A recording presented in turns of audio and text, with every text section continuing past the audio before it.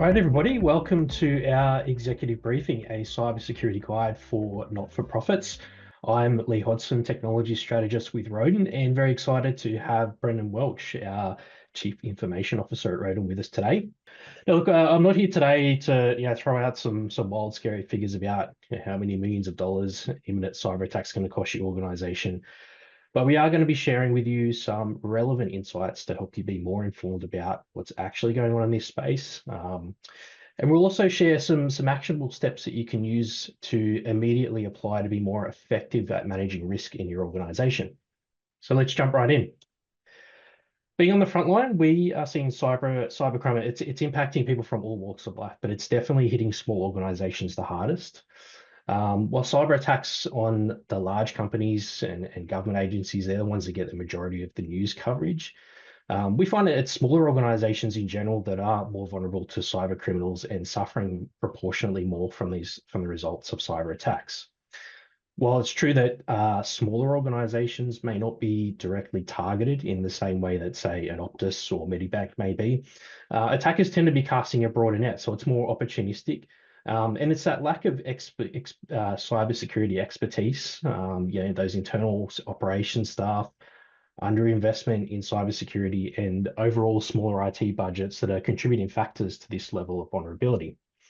On top of this, many nonprofits also have to contend with low rates of digital literacy within their workforce.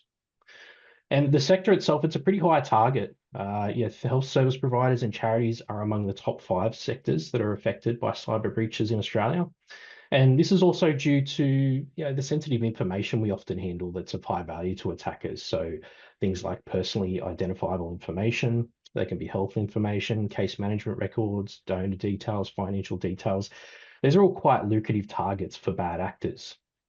So I want to take a moment now to reflect on the reality of the current landscape for nonprofits. And 2024 has been a particularly challenging year for the sector, and it's seen quite a few organisations that have become victim.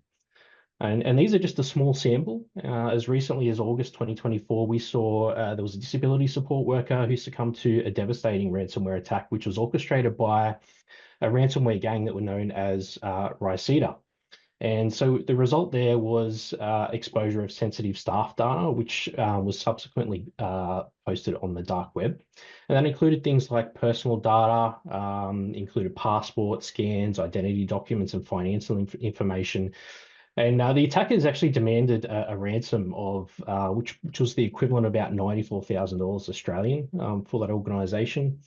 Another one we saw in August was a community support service breach. So this time it was a group known as Cullen Ransomware Group, and they're reported to have stolen upwards of 400,000 files. And this data included things like financial statements, confidentiality agreements, scans of passports, Medicare cards. And researchers also say reports say the breach also caused some operational disruption to that organization as well. It forced them to resort to using paper-based and manual systems for some of their services throughout the recovery, so it impacted their operations. And even earlier in this September, there was an Australian Cancer Research Foundation who experienced, I guess we call an all too familiar business email compromise that turned into a much larger breach for the organization.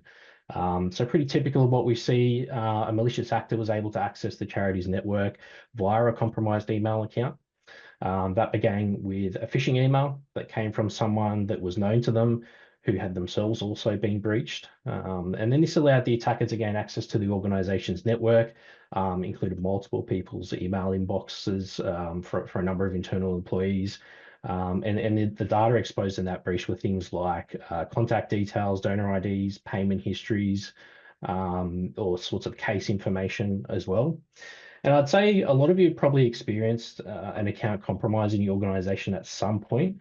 And while they can seem relatively benign, they can quickly escalate into much bigger problems. And it's so important to ensure that you do have the capabilities in place to be able to detect, but also contain threats before they escalate like this. I am going to hand over to Brendan, though, before we go further into more of those risk management strategies. Brendan's going to give a bit deeper insight into some of the common threats that you're facing in your sector. but also some of the costs and even some of maybe the unknown costs of a cyber incident that can impact your organization. Awesome. Thanks, Lee. Yeah, so look, I guess the main thing that comes over at the moment is ransomware. Although it was talked about a lot originally, it kind of fell off a little bit. It still is a massive threat for small business, and probably is the top threat, as we can see here. So, and a couple of reasons for that. So, there's high profitability for cyber criminals. So ransomware attacks can be highly lucrative with cyber criminals, small businesses being faced to pay quite substantial ransoms to regain access to their data, or even just to get it back and not have it published on the dark web. You've got small businesses, again, like you said, Lee, often lack the extensive cybersecurity resources and the expertise that may be found in larger companies, and that makes them more vulnerable and kind of less capable to respond to those attacks efficiently. You've got the kind of your downtime. So ransomware attacks can cause significant operational disruptions to small businesses, leading to downtime, your loss of productivity, revenue impacts, and obviously that can be devastating for a small business, but also in the NFP space. There's not a lot to play with there, so you've got that to look at too. Ransomware is becoming a lot more sophisticated as well. So with cyber criminals being able to use advanced tactics such as the phishing emails, use social engineering, as we've mentioned, exploiting vulnerabilities in software. So that's another thing that that kind of gets overlooked, is running an old system because we don't have the funds to update it. There are vulnerabilities in it, so they do become an issue that's there as well. And then, yeah, small businesses kind of often handle sensitive data that may be subject to protection regulations. Again, the NFP space, there's a lot that we collect there as well. So kind of having a ransomware attack can lead to legal and kind of compliance issues that go through with that as well. So I guess that's kind of where we're at with how that all falls in. The next thing that I really wanted to talk about was what we were saying before, is that business email compromise. And there's a few different flavors of what that looks like. So there's a few different ways that business email compromise attack, but the highest kind of rate we're seeing is the social engineering attacks. So you might ask, what is social engineering? And that's what this slide is here. So at a high level, the process works is someone impersonates a known user in the organization and might ask them to do something. And there's usually some urgency to that. So can you go and get some cash out, or can you do this transfer? Can you update these details? And what that urgency is trying to do is make people kind of just act on the thing, not really think about what they're doing or who's sending it, and kind of going through that. So it might be clicking on a link to sign in and update your password because your account's been breached. Classic one that we see. Once you've done that, hopefully you might click the link, you might get to the page and go, this looks a little bit sus. But what we're seeing as well with kind of the advance of AI, it's not just being used for business productivity, it's also being used for malicious intent as well. These websites and portals that people are being sent to are a lot better than what they used to be. So they look legitimate. So users might enter in their details, and then that's kind of it. You've got a username, you've got a password, that's system access. So you might say, I've got MFA, so I'm all good. I'll touch on that a little bit later. But yeah, look, we've seen a massive increase in email compromises. And like you said as well, Lee, there's a couple of different ways of that. So you've got internal compromise, where someone's internal account gets breached and the staff will be receiving email from someone that they think is legitimate. And then you've got vendor email compromise. So that's where someone outside of your organization has been breached, and the email, when it comes through, it comes from their email address. It doesn't look suspicious, but the content itself has been turned into something malicious itself. So I guess in the case of what this looks like for possibly yourselves in the NFP space, we have seen the email account gets breached. It's a hijacked email. It's asking someone that may look, or maybe a thread that's kind of been going on for a little bit. Someone will get in, they'll go, all right, well, okay, we're good to make this contract, or we need to do some funds transfers. They get in, and just on that one specific email, they'll change the bank account details. And the person going, oh, yeah, I've dealt with this person before. Those details look right to me. They just go and do it. They don't do the phone call and check it and those kinds of things. And then we see your large amounts of money just being transferred into the wrong account. And there's some recourse, but not necessarily anything that you can do about that after the fact. So again, with that space of kind of money is tight and things like that, you don't want to be spending money on doing an investigation, but you also don't want to be losing money that could be spent on better services for clients and customers. So yeah, that's, if you want to flip over the next one as well, Lee. Yeah, cool. So I mentioned before about, yeah, we've got MFA, we're all good, we don't need to worry about that. What we're seeing as well now is what's called a pass the cookie attack. And you might ask, what's a cookie? So it's a little bit of information that comes through during a sign-in process, and it's a token that comes from a server, lives on your computer, and it's what keeps you logged into a website as you kind of go through and do what you need to do without having to put your password and your multi-factor in every single time you want to do something. So we've seen a massive spike in these, and I'm sure you can attest to this, Lee, with the conversations you're having. But I suppose in a recent report that's come through from Sophos in 2023, the business email compromises were identified by their incident response team more often.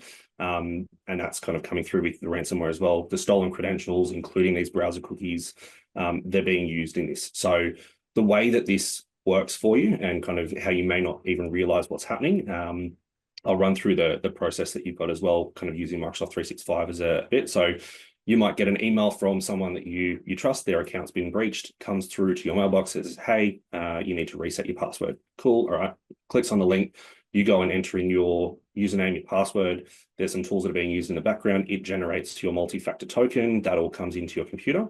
And that was obviously into a fake site. Once that's happened, all of these details are then kind of exported off your computer. And these cookies have a timeout. So they may last for 12 hours. While that cookie is still active, it can be reused. So the attackers use some funky tools and ways that they go about these things to kind of get through what they need to. And we'll use this cookie for as long as it's valid to be able to impersonate that user, get access to data, emails, start sending emails, and kind of continue this whole cycle. So there's some things that we can do about that. Definitely have a chat and reach out to us if you'd like to know more on what we can do. There's things on reducing down the valid time that these tokens are available for and when they need to be requested. But I guess the main takeaway from this is that while, yes, you have MFA, it's not just the be-all and end-all security measure that we have. There's a lot of other things that need to be done with this. So yeah, not too much doom and gloom, but just a little bit. I guess the next thing that comes through after this as well is, there you go, is kind of the impacts and the costs of a cyber attack. So you've got your known hot costs and your hidden costs. And I guess the known costs are really that immediate response cost. How do we get back to what we need to do to regain kind of business operations? And they can be high, probably unplanned for. There's additional costs that kind of go into that in terms of retrieving intellectual property, making up for any operational disruption, paying the ransom, and then providing compensation to customers or partners that are impacted to it. A recent survey of chief information security officers responded that data theft and ransomware are two of the main threats that they're looking at. That was 69% and 44% respectively. And then you've got the secondary challenge and cost is that once you've been breached, which I suppose a lot of people don't really think about, is that you become a high target for more breaches to happen. You've had that go through, you kind of get a mark put on you. So the chances of something coming through again are much higher after you've had a successful breach because and when I say they, your attackers probably know that your security is not where it may need to be, and they'll try and leverage that to get you going through and kind of become a target again. Your next part would be, if you flick over again, Lee, is your reputational damage. So the biggest thing that you've got is what does that look like? So 41% of your CSOs and C-level executives named that as your biggest cost of business following attack, and 34 agreed that clientele was a significant cost, or loss of clientele, I should say. Losing your future business and contracts. So you might find that you've got some suppliers and some customers that go, yep, you've had a breach, we can't do business with you anymore. They may terminate their contract early, or when you're looking to do business with a new customer or even get a new contract, if you've had a breach in the last 12 to 36 months, they may just go, no, look, we're not willing to do any business with you. Or you may have your whole process to go through and get certified to kind of come back from that. So there's costs that are associated there. And the last kind of cost that you've got associated to it is your staff. Staff attrition is another thing to keep in mind once you've had a breach, with staff not really being confident in the systems that they're provided, that they're working in a safe and secure environment. Some research, if you want to flip to the next slide, yep, you've got that one. Some research says that about 54% of staff take this into account when they're considering employment somewhere, or whether they're going to continue their employment. And then as well, we've got a kind of bit of a discrepancy around who knows when there's been a breach. So you might find that the C-suite or the executive are well across it, but the rest, the wider staff, don't know about it. And there's a couple of things around that as well.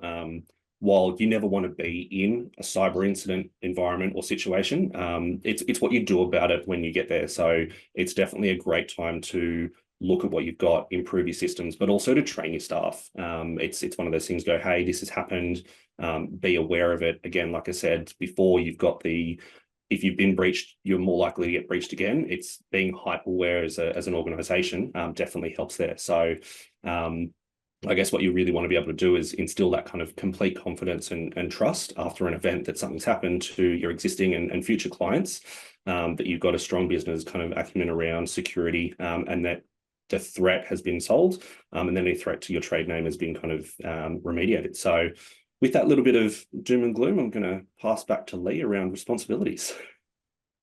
Thanks, Brendan. I've got just a little bit more doom and gloom. So in addition to the costs that Brendan spoke about, there are additional responsibilities for cyber under some legislation around the Privacy Act, as well as the notifiable data breaches scheme, and also some expectations for nonprofits under the ACNC governance standards. Now, some of the legislation at the moment, the regulation is actually under review by the government, and I will go into some of those proposed changes shortly because they're important. However, currently under the Privacy Act, so there are inclusions in there around obligations for organisations to protect personal information and report breaches. There's also class action provisions, and that provides a mechanism for compensation to be paid to victims of cybersecurity breaches. There's also the notifiable data breaches scheme. So that's a part of the Privacy Act, and it has requirements for organisations to promptly notify affected individuals, as well as the Office of the Australian Information Commissioner, about data breaches that are likely to cause or result in serious harm. And there are some pretty high penalties for failing to report a breach. They range between 2.5 million for individuals up to 50 million for organisations, or 30% of turnover. These were actually recently increased back in 2022 following on the Optus and Medibank breaches. And then also I mentioned under the ACNC obligations, charities need to comply with the governance standards. So that includes provisions for privacy. It's also worthwhile mentioning that the ACNC has some great resources and toolkits available to you around some cybersecurity toolkits and governance toolkits for nonprofits too. And some of you may also be familiar with other schemes like Right Fit for Risk, for those of you that are working with the Department of Employment and Workplace Relations. Other government organisations are starting to implement more compliance for the organisations they work with or fund. And as I mentioned, there's some changes on the way as well. So under the Australia's cybersecurity strategy, which started back in 2020, the government is considering stronger cybersecurity regulations and incentives to support, I guess, our growing digital economy, but also respond to the growing threats. So the goals of this strategy are to set clearer cybersecurity expectations and standards and security minimums for organisations. Increasing transparency, so businesses or organizations and their clients should have clear information about the security of products and services they use. There's also some things around creating trust marks following an assessment, so aligning with a certain level of compliance. And around protecting consumer rights as well. So mostly that's around legal remedies for victims of data breaches. The Attorney General's department has also completed a recent review of the Privacy Act. So that was 2 years in the making. They've put forward about 116 proposals that, if they're all to be implemented, will be some of the most dramatic change to Australian privacy and data protection since the privacy principles came in. So out of those 116, there's 38 proposals that have been agreed to the government. So they're around increased privacy protections for children and vulnerable individuals, as well as strengthening security and data destruction obligations and greater powers for enforcement. And there's a further 68 that have been agreed to in principle. So they include things like removal of the small business exemption and employee records exemption from the Act, a 72-hour notification requirement in relation to the notifiable data breaches scheme, and a few others. But these key reforms have been agreed to in principle by further consideration. And the government's indicated that they intend to introduce updates to legislation sometime this year. I think getting towards the end of the year, might be next year, but it is coming. The good news is that there is really some really good guidance and best practice frameworks to assist you to develop an effective security strategy. And a lot of the things that they're talking about, for the most part, they're really quite simple foundational things that you can do that make a significant difference to your organization's risk. It's just that the stuff that we were doing 5 years or even 3 years ago, it just doesn't hold up in today's environment. So you may have heard of the ASD Essential 8. So it's a set of cybersecurity strategies that were developed by the Australian Cybersecurity Centre to mitigate cyber threats. As you can see, there's eight different categories there. I won't bore you with the details on all of them, but they include things like multi-factor authentication, restricting administrative privileges, patching, those sorts of things. And they're all pretty common sense things. And underneath each of those categories, they kind of specify around how these controls are implemented to avoid unsecure implementations of them. So not all implementations of multi-factor authentication are the same. Certain checks and logging to aid if there's ever an investigation or incident response required. So through the Australian government, through the Australian Signals Directorate, they actually recommend that all organisations adopt the Essential 8. And they also provide a good resource for you as well, is some really good advice specific for charities through cyber.gov.au. But I will say that the Essential 8 and the ASD themselves say that these are about setting a good foundation and are very good at preventing breaches from happening. But it's not a complete sort of framework, and it's not the be all and end all. You also need to plan for what happens during and after a breach. So in incident response, it's often overlooked, but it's a really crucial part of your cybersecurity strategy. In the US, they have a framework that's called NIST, and it's been widely adopted internationally, and it does a really great job of laying out all the components that are required for effective cyber risk management. So you can see there we've got the things that are left the boom. So these are the things that happen prior to a cyber attack. But if the boom happens, and it's vital that you have a plan for what to do in that right of boom section. So post breach, that's where things like incident response come in. So we have, how do we identify and protect our assets? And on the right, we have detect. So how do we know that we've been breached? And would you rather find out when your security monitoring team and detection team notifies you, which is obviously best case, or when your client information has been leaked out on the dark web? It's obviously not so good. So it's important to have a security operations center in place, continually monitoring and detecting security events. And this is usually not something that your IT or team or support company can do themselves. It's quite specialized. And then we've got respond and recover. So these are the things that we do to respond when a breach has happened, and how do we respond and how do we recover back to business as usual. And one of the key components is having an up-to-date cyber incident response plan. That'll answer the questions that you have that are like, what do we do? Who do we need to notify? How do we notify them? And I always say that, going through a breach is not the time to be figuring this stuff out. Now, speaking about response and recovery, I often get asked a lot about where insurance fits in. So cyber insurance can be an important tool in managing cyber risk. And those policies will help you with the cost of business interruption and recovery. They'll include coverage for losses that are could be recovery costs, damage to data, forensic investigations, remediation costs, engaging PR advisors, lawyers, all those sorts of things, or losses incurred by third parties.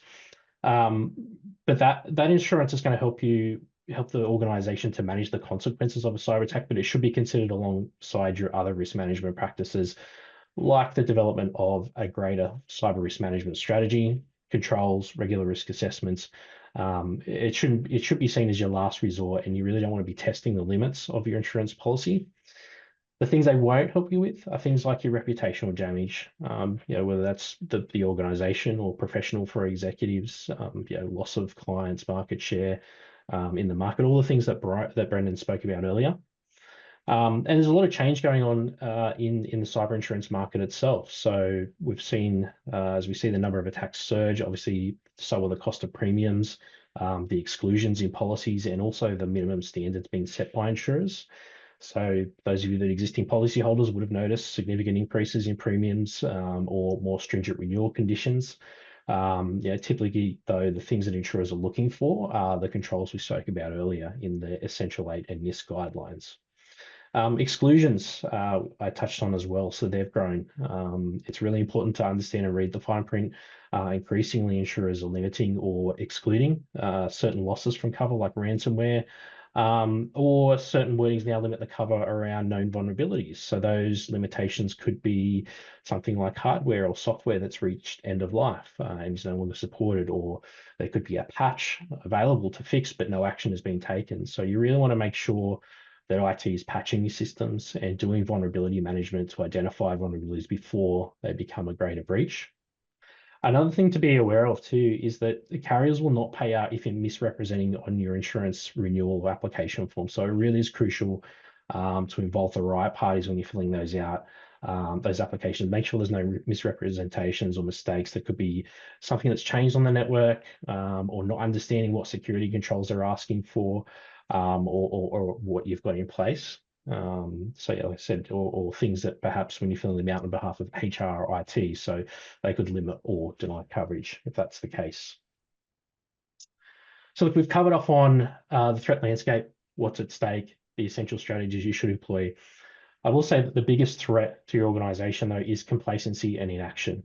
And the best thing you can do today is to be more informed about where your nonprofit stands in relation to current standards that we discussed today.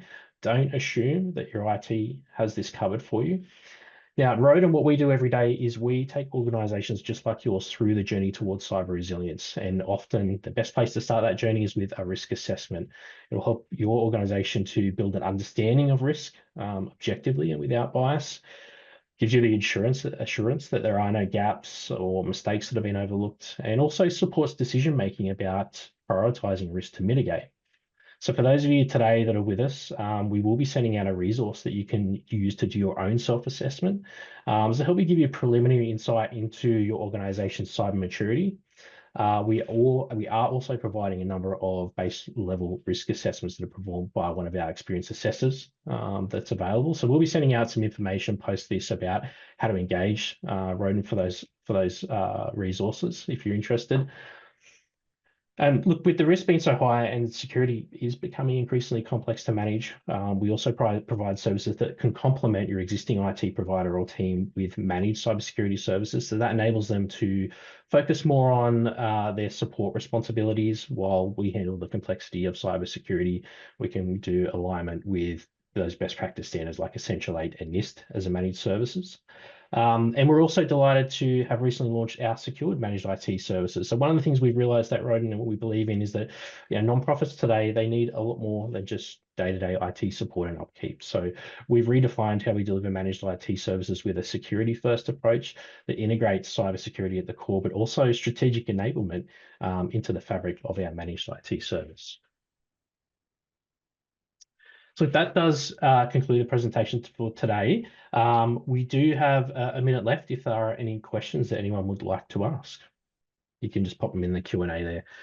So we do have one there. It's what can we do to ensure the safety and protection of our employees from potential threats? Well, aside from the protective and preventative measures that we've spoken about, user awareness is key. It's important that your employees are given the tools to be able to spot threats, but also it raises awareness about the role all employees play in managing cyber risk. And there's also another one here is how can we effectively prioritize our cybersecurity efforts given limited resources? That's a really good one. First comes down to being more informed of your current standing, and then you can make informed decisions about prioritizing those risks. It doesn't need to be an all-in effort. You need to be informed around what risks exist and then make decisions around the potential impact of those risks to the organization and the likelihood of them occurring. So yeah, that's what I'd be recommending there. Is there anything else before we wrap up? Well, thank you all for attending today. If there are questions or anything you want to know, you want to take offline, feel free, please, to reach out to us directly. Otherwise, we will be sending out, as I said, a recording of the webinar and some resources that you can use. So thank you all for joining us. Thanks, everyone.